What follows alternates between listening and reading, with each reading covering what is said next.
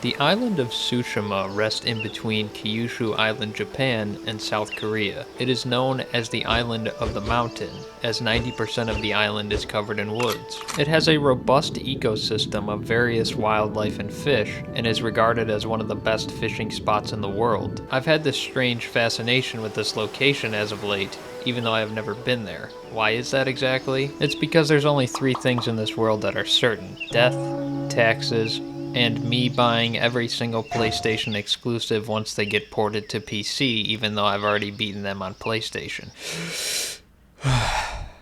Sony has a knack for being able to make me buy games twice. What could I say? Most of them are my favorite games ever. Ghost of Tsushima has finally been ported to PC after its initial release 4 years ago on the PS4. This game is the latest offender on the list of games I've bought twice, and honestly, it has been worth every penny the second time around.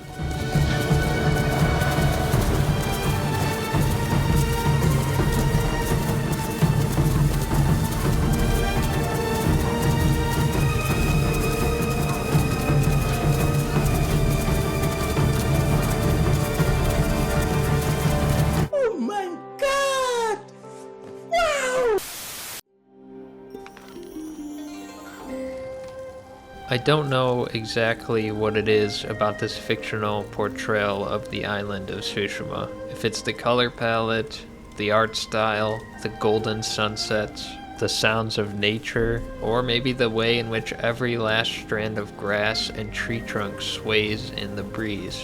Maybe it's a culmination of all of these things. Tsushima is a place that demands the player's attention at all times. While it does follow some of the traditional open world tropes, the landscape around the player operates in a way that is unique to any of the other countless open world adventures that I've played before. You see, subtlety is king in Ghost of Tsushima. The winds are essentially whispering to the player through one of the most unique and interesting mechanics I've ever seen implemented into a game.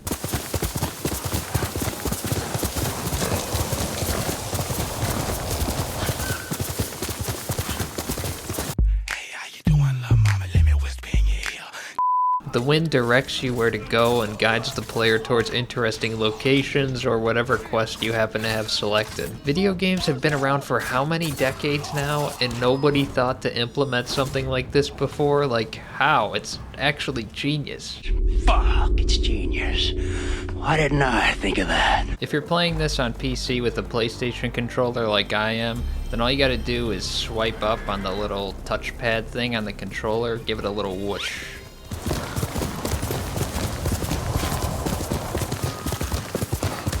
Can't get over how fun that is. The game treats the environment around you as if the island itself is the most important character in the game, and in a lot of ways it is. I mean, you compose haiku, for God's sakes. Talk about being one with nature.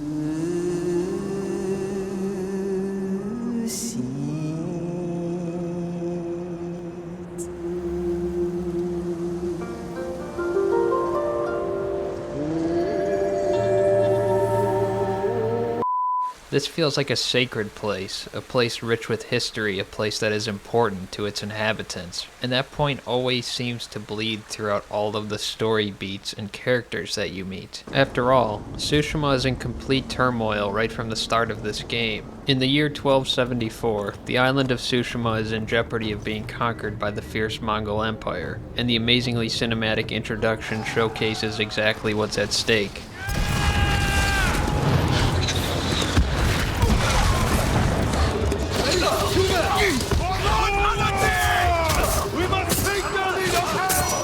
You play as Jin Sakai, also known as the Ghost. Let's do this.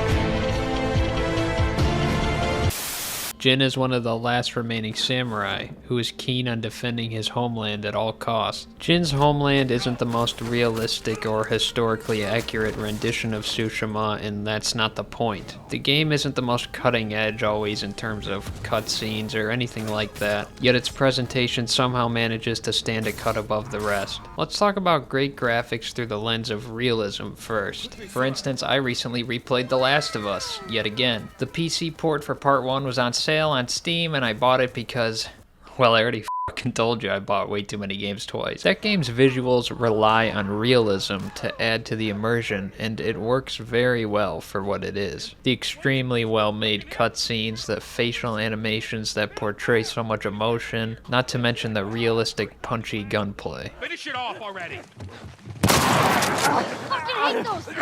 Red Dead 2 is absolutely amazing looking and has probably the most attention to detail out of any game ever, like the horse's testicles shrinking when it's cold out. Cool stuff. So for Ghost of Tsushima, let's put aside a detail as small as the horse's balls because it doesn't have something like that, and it doesn't need to. While it may not have the most quote-unquote realistic visuals, through an amazing art design and use of color, this is the most visually striking video game that has ever graced my eyeballs. I trade you for anything.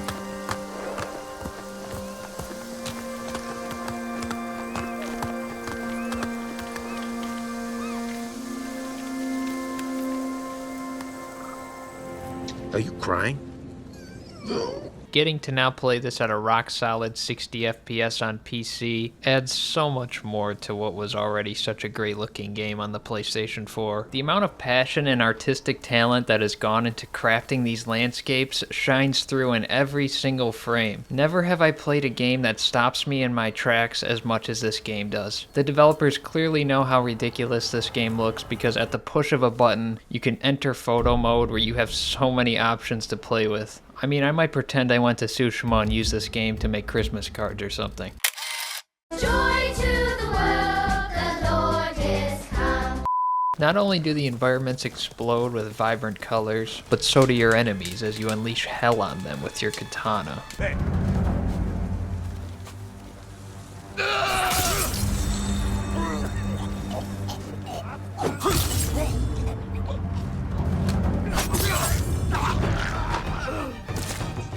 Jin Sakai wins. Fatality. While this is certainly their most ambitious project to date, Sucker Punch Productions has never been lacking in creativity. Their other games, those being the infamous and Sly Cooper series, have always been pretty memorable to me, and I've never really forgotten about this studio's previous work. Sly Cooper specifically was a childhood favorite of mine. It's just so cool to see how much this studio has evolved over the past couple of decades to release something like Ghost of Tsushima. They certainly are not shy to being flashy with their games or having a lot of style. Let's dance! Let's dance!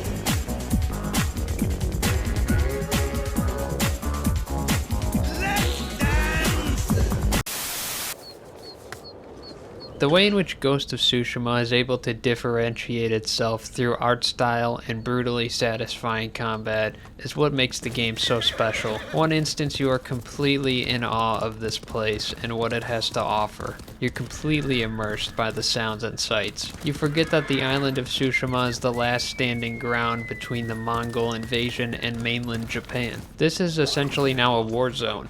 And while traversing the island, you will continuously be reminded of that no matter how beautiful it is. There is so much brutality and violence happening all around you. You, the player, may very well be the biggest source of death and destruction. Jin Sakai is one ruthless motherfucker.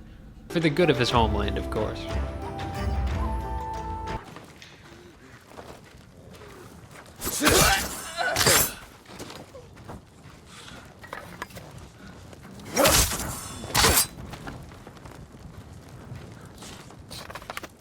I'm death, straight up.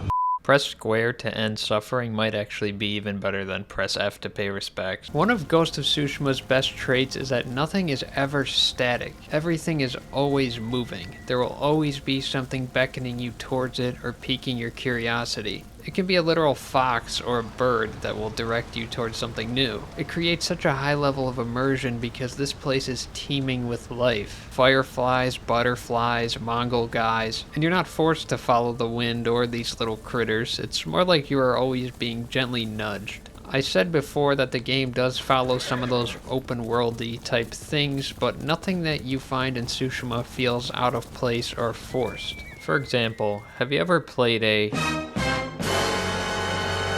Ubisoft game? Those games certainly have their fan base, and I've indulged from time to time, but I wouldn't necessarily say that a Far Cry open world is all that thought-provoking or immersive these days. Most of the time it's just mindless killing stuff, which could definitely be fun, don't get me wrong, but you never really get that sense of exploration. Your minimap gets flooded so fast, and you kind of just know what quests are gonna be before you even do them. Did I ever tell you what the definition of insanity is? In Ghost of Tsushima, less is more. When you're traversing on horseback through the island, most of the time there is literally nothing on your screen to obscure your vision unless you encounter a new location or open world activity. This is because Sucker Punch doesn't want to break the flow of moving through this beautiful island. They're like, we worked so damn hard on making this game look like this, and you're going to stare at it, whether you like it or not. It's so bare bones and it feels so authentic. And for me at least, it led to much longer play sessions than I was anticipating most of the time. I'd sit down expecting to play for like an hour, and then all of a sudden 3 hours were just deleted. It's all because exploration looks and feels like genuine exploration. It's a place that is worth exploring, while so many other static and lifeless open world games are not.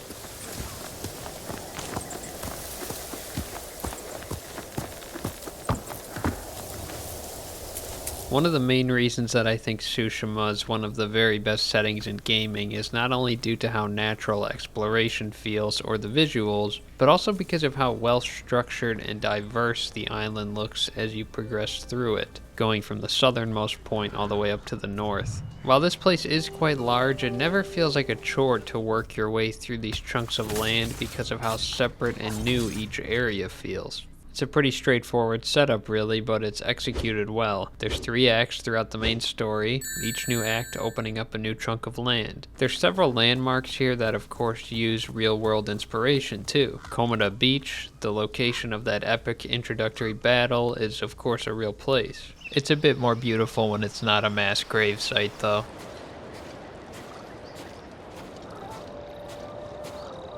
Your deaths will never be forgotten. Castle Kaneda in real life is mostly just ruins of a place that was a vessel for death and war, while in the game it has been fully realized, and it's cool to get a look at it like this. Still a place of a lot of death and war though in the game, of course.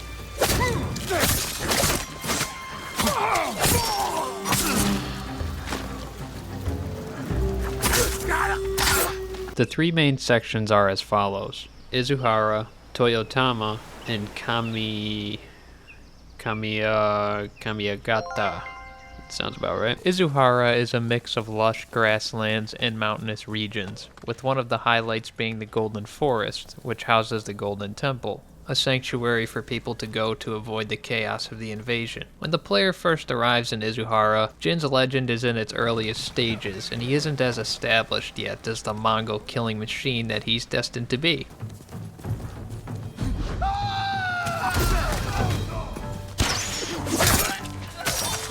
This is the most densely populated area of the island, and the more territories that you liberate, the more word spreads about Jin's legend. It opens up new dialogue where people will actually praise the player as your legend grows, sometimes even offering cosmetic gifts. It all really drills home the samurai power trip fantasy. The next region, Toyotama, is probably the most captivating place in the game. Every nook and cranny of it is so different from the last, and it really just smacks you in the face with graphical fidelity and color. It ranges from these really vibrant forests to open marshes and rice fields, and of course some more really grounded and historic looking temples and cemeteries. At this point in Jin's story, everyone is well aware of the ghost and what he's capable of. If the player has completed any of the mythic quests at this point, which in my opinion are some of the very best in the game, then you're bound to have unlocked some of Jin's crazier abilities, like things that don't even make sense, but damn, they're cool.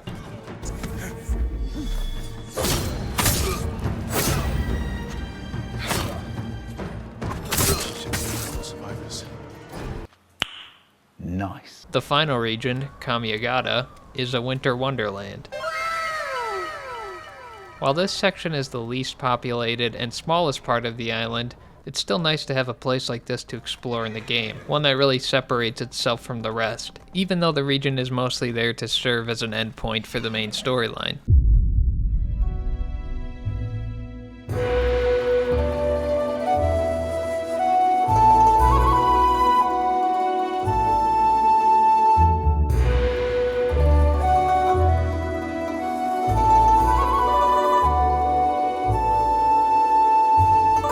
In my opinion, Tsushima isn't necessarily the best open world that there is. However, it still manages to be one of the most captivating places to explore. I think it's because of how good the presentation is, along with all of the fundamentals that make Ghost of Tsushima unique. There's a lot of repetitive open world activities, but I wanted to do them way more in this game than any other game that has a similar structure. I wanted to follow the little foxes because they give you more resolve, which is used to cast special abilities and heal yourself. I wanted to scale the optional shrines because these traversal puzzles are really good and they almost always end with an amazing view. It's not new in an open world game to have camps to liberate, but I completed every one of them in this game because the combat is just so damn good. Keep in mind, this is my second playthrough of the game. When I first played this on PS4, I did most of these open world activities all on there as well. But again, everything about how the island looks and feels just draws me back into this game. And that brings me to my final point. This video is mostly to talk about Tsushima as a location, and why it stands out in a sea of open world games, but it would just be sinful for me to not mention the combat a little bit more. Kill him! Take everything down!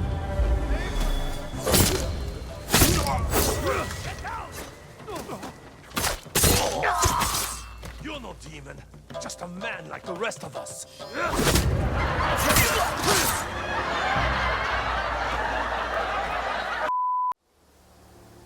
I need every weapon we have. Tsushima can't afford anything less. The Mongols have changed you, young master. The world has changed.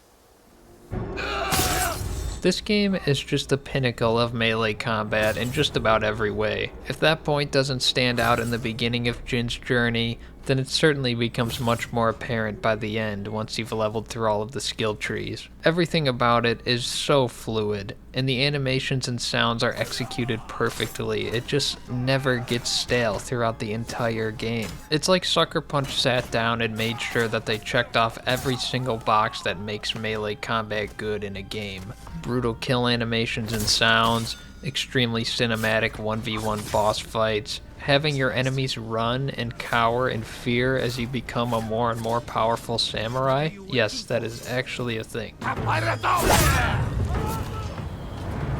coming for that ass, boy. Get over here!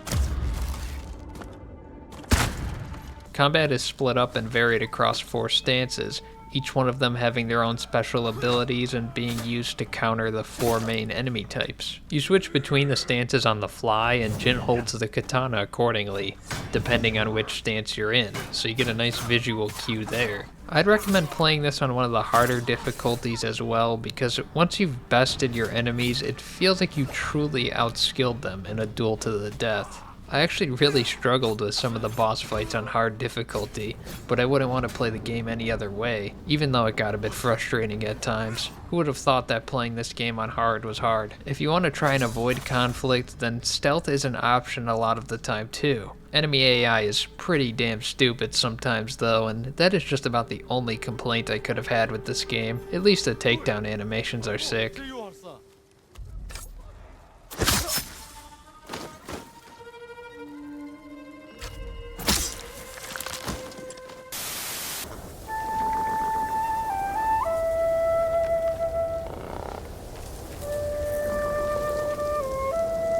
Ghost of Tsushima is a special game. The first time I played through it, I was expecting just a fun open world adventure, and didn't realize that it would end up being one of the very best and most immersive open world adventures. The second time around has absolutely solidified these points for me. It somehow manages to feel familiar to other open worlds, but also feels completely different in the most unique and best of ways. It takes nearly everything that structures an open world and adds its own twist, one that not only plays beautifully, but looks the part as well. This is Sucker Punch's heaviest hitter. I really don't know how they're gonna top this with their next project. Maybe they're just gonna have to announce a sequel.